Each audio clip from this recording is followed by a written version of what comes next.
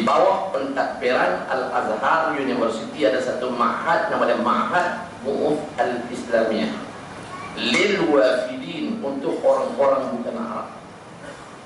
Saya pun mengaji itu,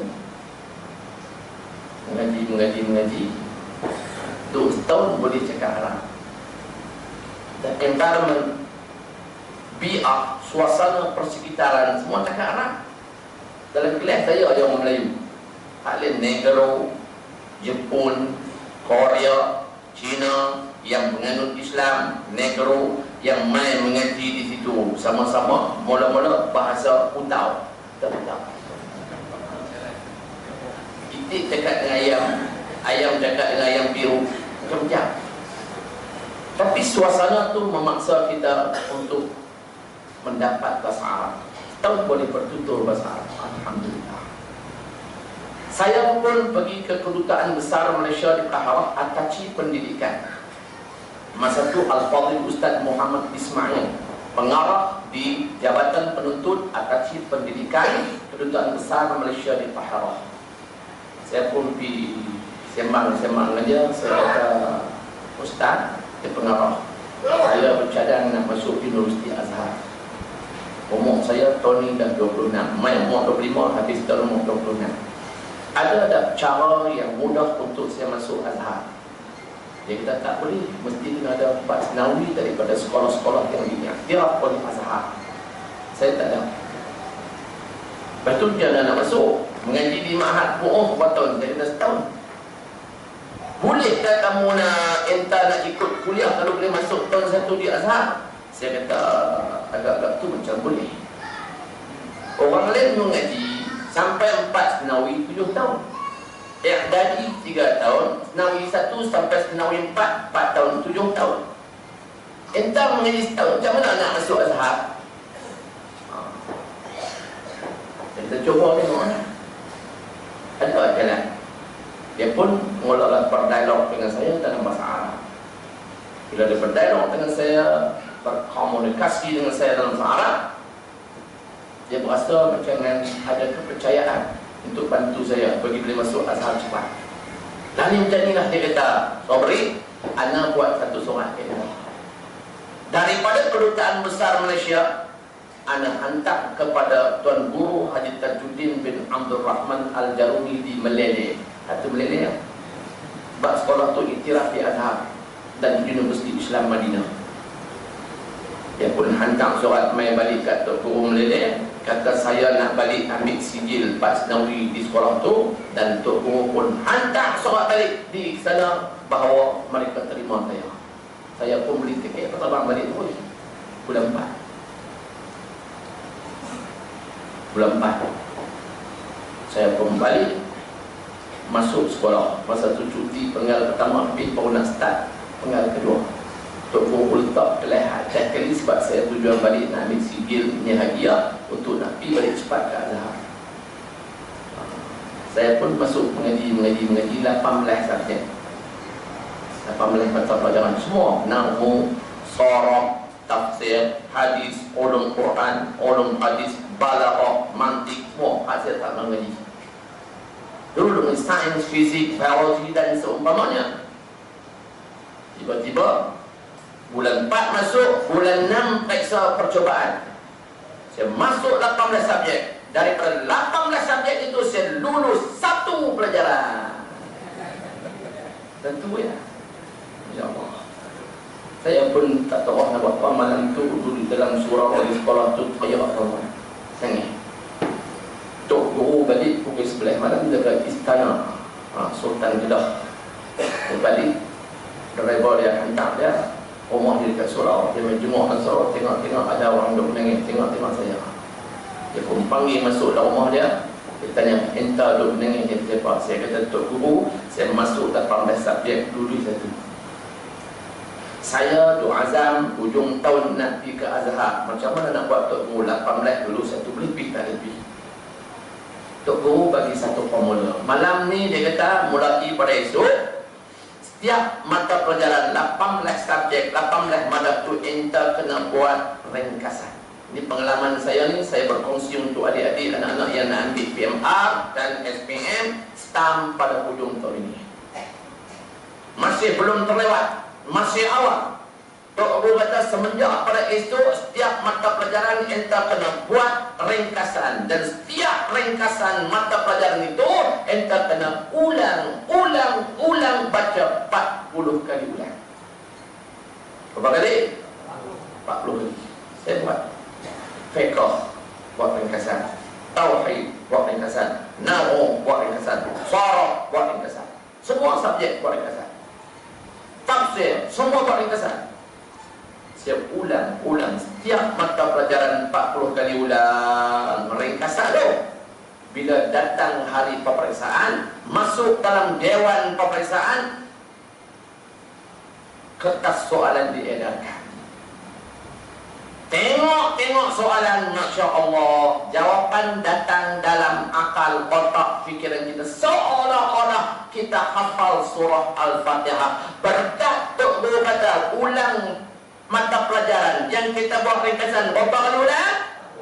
40 kali ulang. Kalau anak-anak kita, adik-adik kita, cucu-cucu kita, murid-murid kita yang datang malam ini dalam majlis sempena memperingati keputraan Rasulullah SAW malam ini, sebab Nabi dilantik jadi Rasul umur berapa tahun? 40 tahun. Buat ringkasan dalam mata pelajaran yang bakal diduduki. Kalau 8 mata pelajaran, kalau 10 pelajaran. Setiap mata pelajaran itu diulang baca. Tak hafal pun dapat baca 40 kali. InsyaAllah keputusan peperiksaan akhir tahun nanti anda akan menjadi pelajar paling cemerlang, bukan peringkat Pulau Pinang, bahkan di peringkat Malaysia insyaAllah. Itu keyakinan saya. Berapa kali? 40 kali. Jadi anak-anak yang hadir pada malam ini, ingat apa yang Ustaz kata. Coba buat satu kejutan. Hadiahlah kepada ayah dan ibumu yang telah mengorbankan tenaga mereka, yang telah mengorbankan masa mereka, yang mengerahkan pemikiran mereka, pagi, petang, siang, malam, segala-galanya dikorbankan untuk anda, untuk melihat kejayaan anaknya. Maka anda hadiahkanlah kejayaan cemerlang kepada mereka hujung tahun nanti apabila keputusan peperiksaan keluar dan dipaparkan. Lihat, Masya Allah, anak mereka menjadi anak yang paling cemerlang, mengalir air mata mereka pada ketika itu bukan karena sedih, air mata kegembiraan dan kebanggaan, sebab anaknya telah menghadiahkan sebuah kejayaan yang cemerlang dalam pelajarannya. Yang penting berapa kali? 40 kali. Kalau 40 kali kita duk baca, kok mana cara pun, insya-Allah Allah akan beri kejayaan dan dia tak zalimi hamba-Nya. Manjadda, orang kata apa? Manjadda wajada. Siapa yang bersungguh-sungguh dia akan dapat. Okey, kita telah dipilih oleh jadi umat Nabi Muhammad SAW. Nabi Adam alaihi salam nak kahwin pun kahwin dia pada selawat ke atas Nabi SAW. Dan kita harus berbangga dan rasa bertuah sebab Allah Ta'ala pilih di kalangan berbilion-bilion manusia atas muka bumi ini menjadi umat Nabi SAW. Sehingga Nabi pernah bersabda dalam sebuah hadis baginda, "Wallazi nafsu Muhammadin biyadihi law bada lakum Musa fattaba'tumuhu wa taraktumuni la dhalaltum an daripada jalan yang benar." Nabi kata apa? Wallazi nafsi biyadihi, demi diriku yang berada di dalam kekuasaannya. Nabi sumpah. Wallazi nafsi biyadihi, demi diriku yang berada di dalam kekuasaan Allah. Nabi kata, "Lau badalakum Musa," wahai sahabat-sahabatku, seandainya sekarang ini Nabi Allah Musa muncul di tengah-tengah kamu, tengah-tengah kita duk ramai-ramai ni, kata Nabi, tiba-tiba Nabi Musa muncul, fattaba'tumuhu, bila Musa alaihi salam muncul, kamu semua pakai ikut dia. Bila kamu ikut dia, wa taraktumuni, maka kamu semua tinggal aku.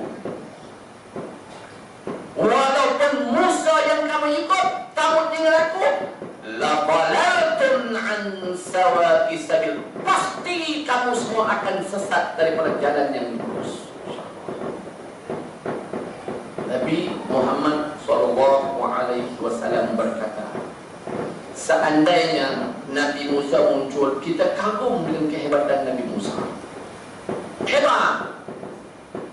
Maka kamu semua ikut Nabi Musa, kata Nabi. Bila kamu rasa Nabi Musa hebat, kamu semua pakai ikut dia. Wa taraktumuni, dan kamu semua tinggal aku. Walaupun Musa yang kamu ikut, kamu tinggal aku, la dhalaltum an sawa'i sabil. Pasti kamu akan sesat dari perjalanan yang lurus. Sesat. Nabi kata lagi, walau kana hayyan, dan sekiranya Musa hidup sampai sekarang, wa adraka nubuwwati, dan ia berkesempatan menyaksikan kenabian aku. Kalau Musa hidup sampai zaman Nabi Musa alaihissalam sempat menyaksikan Nabi menjadi Nabi dan Rasul, kata Nabi, lattaba'ani, niscaya Musa pun akan ikut menjadi umatku. Tiba-tiba kita orang Melayu yang jauh beribu-ribu kilometer daripada junjungan besar Nabi Muhammad SAW, dan dipisahkan sempadan masa hampir 1500 tahun ini, Allah Ta'ala pilih kita jadi umat Nabi. Untung kata untung. Bila jadi umat Nabi sekaligus kita menjadi umat Islam, maka berkewajibanlah kita menjaga Islam kita sampailah kita menembus nafas terakhir. Sejam telah berlalu. Bayarlah satu ya, ada satu ya, nanti masa sejam ini. Boleh tak? Ini perlu tembok.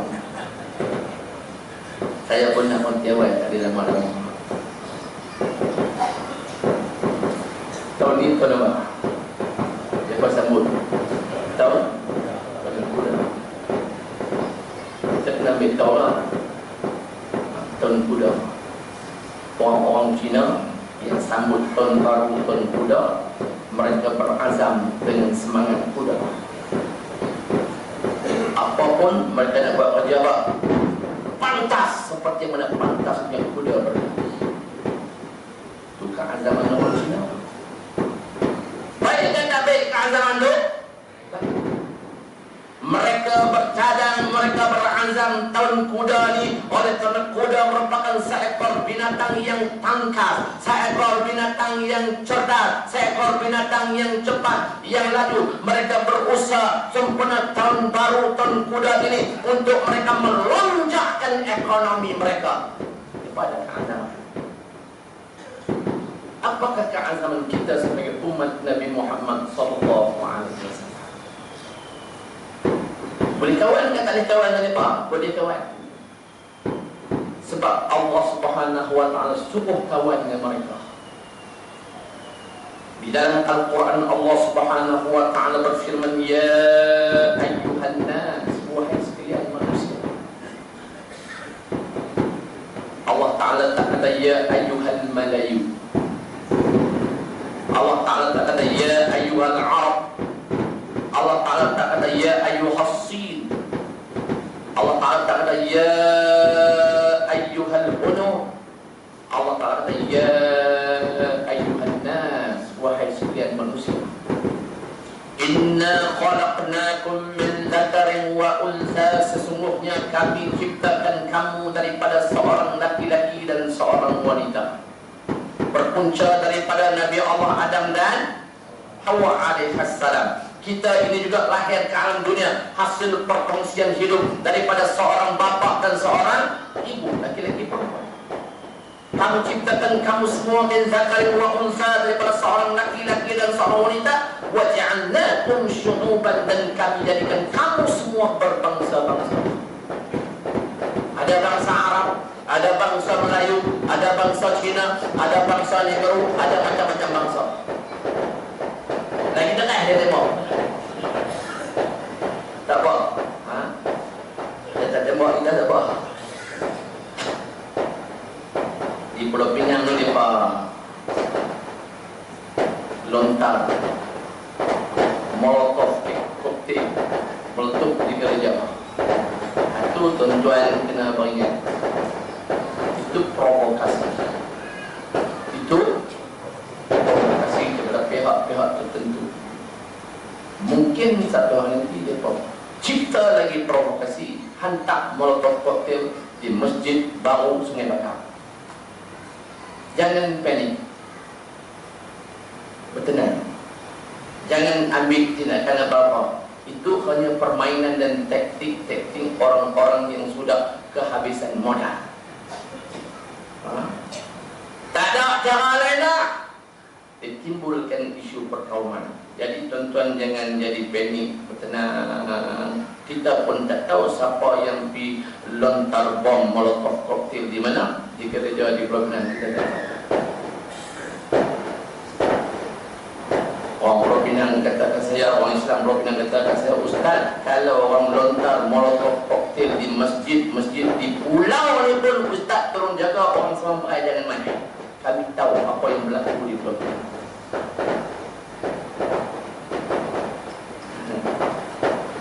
Jadi kita jangan mudah gelabah